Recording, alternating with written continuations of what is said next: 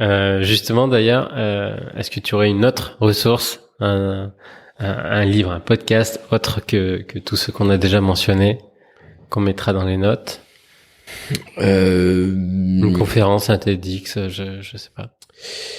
Oui, moi j'aime beaucoup le livre de Donella Meadows, qui faisait partie de la fameuse équipe du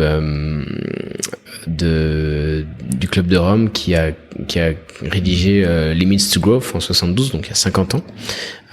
Donella était la femme de Dennis, qui est encore vivant lui, mais Donella a rédigé un livre qui s'appelle Thinking Systems ou Think with Systems, je sais plus exactement, mais bon bref, il est disponible en téléchargement libre sur internet. Ok. Et justement il est très bien pour comprendre l'approche systémique.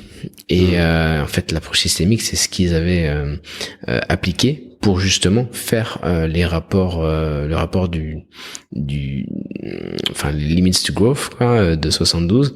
Et il s'est avéré que il y a 50 ans, enfin quand on suit les courbes qu'ils avaient imaginées, c'est hallucinant, c'est que c'est quasi parfait quoi. Ils ont fait une mise à jour, je crois en 2012 pour la dernière, et c'était encore quasi parfait quoi, avec l'actualisation des données. Enfin bref, c'est assez hallucinant, mais c'est un bouquin qui est assez riche aussi, ouais. Ok. Ben, on mettra tout dans les notes. Encore 3-4 questions et puis je te libère. À qui tu aimerais prendre un café si tu avais le choix? Qui j'aimerais Alors un café, pardon. Tu ne prends pas de café, mais prendre un verre, déguster un verre de vin. Je sais pas. Je pense que j'ai plein d'idées, mais tu peux faire une table ronde, hein. Ah bah ouais, ça serait cool. Non, en ce moment, il y a quelqu'un que je pense pas qu'il est encore inaccessible, mais c'est Timothée Paric qui vient de publier un bouquin, mais qui avait fait une thèse il y a 1 ou 2 ans sur la décroissance. Et à chaque fois que je l'écoute à la radio ou dans des podcasts, je me dis il est sacrément pertinent et ouais ça c'est un exemple. Bah il y a aussi comment dirais-je, Janine Benyus, qui est un peu la papesse du biomimétisme, qui avait écrit son bouquin Biomimétisme en 1995. Donc ça remonte un peu, mais elle est assez surprenante, ouais. Donc ouais, non. Vous pouvez vous réunir à 3. Hein. Ça peut faire un très bel échange. Ouais, ça serait assez cool déjà. Mais non, il y a plein de gens que j'aimerais rencontrer. Il y a plein de gens aussi que je découvre sur YouTube à travers des conférences et tout, ou même par exemple tu vois Arthur Keller que je suis depuis longtemps sur YouTube, fait des conférences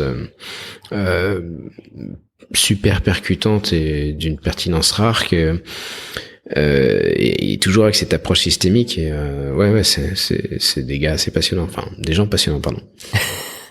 Peut-être que tu pourras les recevoir dans le podcast. Bah ouais, carrément. Ils en font pas mal des podcasts, tous.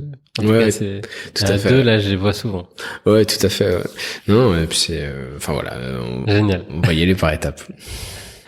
Est-ce qu'il y aurait un voyage, une culture que tu aimerais découvrir ou redécouvrir, si tu avais le choix, et s'il n'y avait pas d'impact? Ben en fait, c'est pas tant une culture, c'est peut-être plutôt une époque. J'aurais bien voulu être chasseur-cueilleur en fait. Bah il y a pas mal de milliers d'années, mais finalement on a tendance à oublier que pendant plus de 95% de l'humanité, on a été chasseur-cueilleur, que c'était des sociétés parfaitement égalitaires, pas du tout patriarcales. Assez heureuse, enfin bref, il y a encore quelques sociétés ouais, tout à fait, très peu de guerres, où la coopération était vraiment une des valeurs clés, parce que c'était des communautés de 100-150 personnes maxi, et aujourd'hui, fun fact, on se rend compte que la coopération Ça marche bien. et ça marche bien, mais jusqu'à 100-150 personnes, parce que on ne connaît bien finalement à l'échelle d'une personne 150 personnes maxi quoi.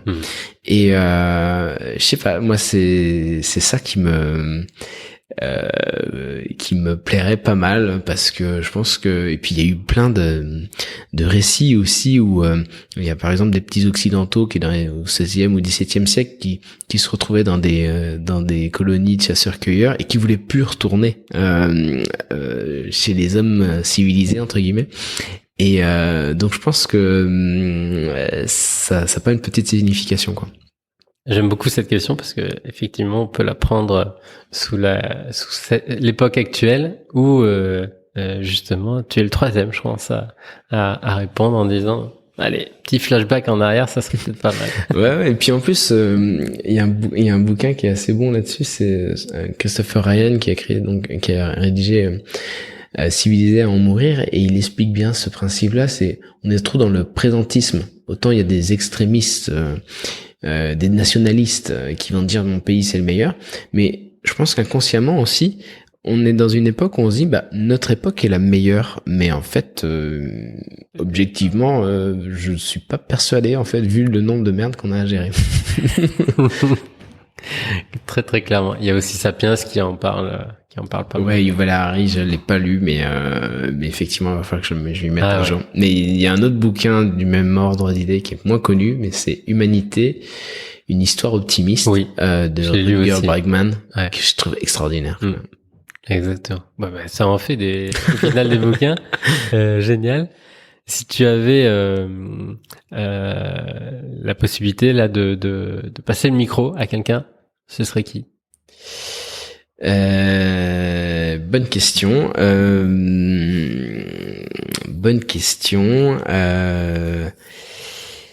Je sais pas. Je t'avoue. Je t'ai parlé tout à l'heure de Timothée Paric. Ouais, non, c'est un gars où je pense qu'il faut qu'on. En fait, je trouve que ce qui est intéressant, c'est que il propose à travers son travail sur la décroissance des récits sur comment ça pourrait se passer en fait, d'être dans une économie qui se prépare à avoir moins en fait, et je trouve que c'est un côté rassurant de pouvoir se projeter, parce que souvent on voit bien, c'est ça qui fait peur, le noir peut-être. C'est ça, en fait les gens arrivent très bien à s'imaginer la fin du monde, mais personne n'arrive à imaginer la fin du capitalisme, alors que c'est plutôt ça qu'il faudrait qu'on arrive à imaginer. Ouais.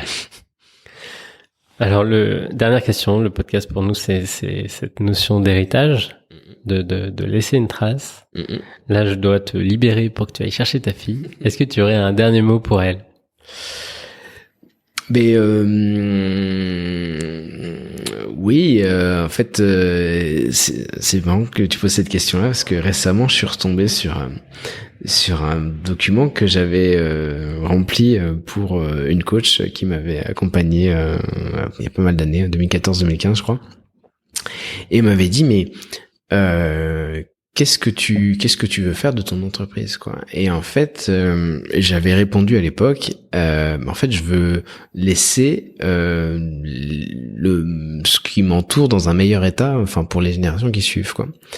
Et en fait j'avais pas forcément toujours ça en tête, mais quand je suis retombé dessus récemment, je me suis dit mais ouais, mais en fait c'est cool, parce que en fait tout ce que je fais je suis assez cohérent avec ce que j'avais écrit ce jour-là. Et